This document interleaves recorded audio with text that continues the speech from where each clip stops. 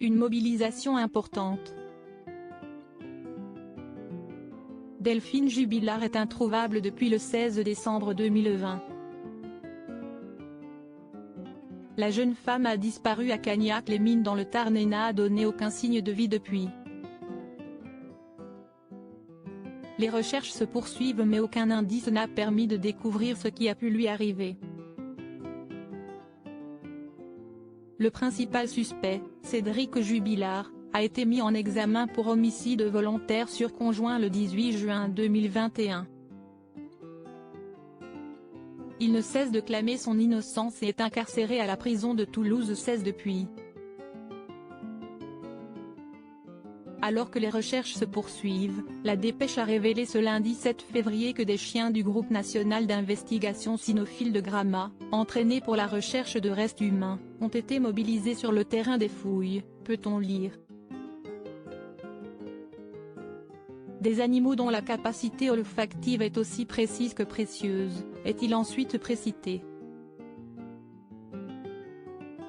De son côté, le colonel Jean-Christophe Sansonnet a expliqué, la technicité acquise par ces chiens leur permet d'intervenir dans le cadre de ces enquêtes très particulières, a-t-il d'abord déclaré avant de préciser, dans le cas de l'affaire Jubilard, 5 équipes commandant chacune 2 chiens ont été engagées sur les différents terrains de recherche. Ainsi, ce sont 10 chiens qui ont été envoyés sur place afin de découvrir le moindre indice. 3 races ont cette qualité particulière dans notre centre et sont en mesure de marquer une zone contenant ce que l'on recherche précisément. Il s'agit du Malinois, du Springer et du Staffy, a conclu le colonel Sansonnet. Ils sont habitués. Ces chiens, entraînés pour ce genre de recherche, ont l'habitude de telles missions. Ils ont été sollicités pour intervenir sur des sites de catastrophes naturelles comme en région PACA, ainsi que dans des charniers au Rwanda par exemple, a expliqué le colonel Sansonnet. Ainsi, n'importe quel reste humain ne leur aurait pas échappé. Pour rappel, ces fouilles ont débuté le 17 janvier dernier et ont été stoppées il y a seulement quelques jours. Comme l'avait indiqué Le Parisien, ce sont des gendarmes et militaires de l'armée qui avaient été mobilisés pour tenter de découvrir le moindre indice concernant la disparition de Delphine Jubilard. Les recherches ont débuté dans la fameuse ferme évoquée par Cédric Jubilard à un codétenu.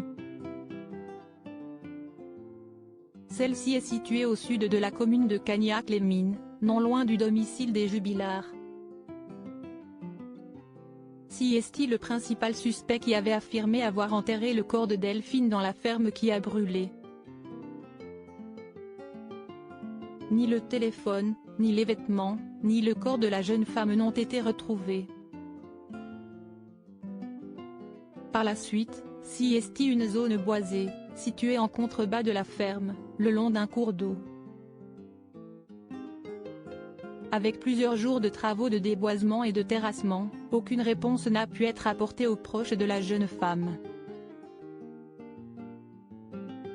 Delphine Jubilard reste toujours introuvable.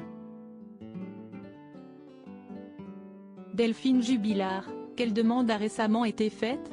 Les enquêteurs poursuivent leurs recherches et font leur maximum pour retrouver la trace de Delphine Jubilard.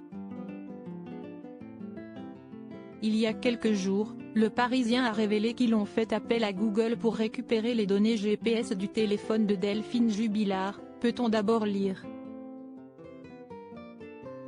Si cette demande aboutit, celle-ci pourrait rapprocher les enquêteurs de l'un des indices majeurs de cette enquête au long cours, est-il ensuite précisé.